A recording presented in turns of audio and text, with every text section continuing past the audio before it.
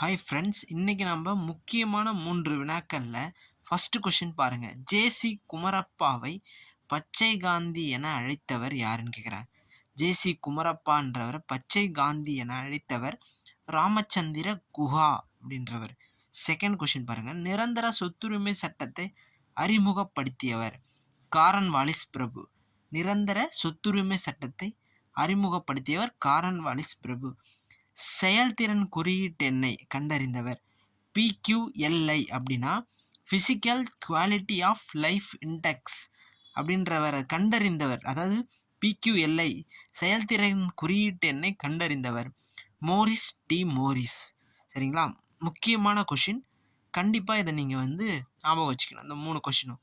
Thank you friends. அடுத்த வீடியோவில் அடுத்த இன்னும் பல சிறப்பான கொஷினில் பார்ப்பீங்க. தேங்க்யூ. RRM கிரியேஷன்ஸ் நம்ம சேனல்.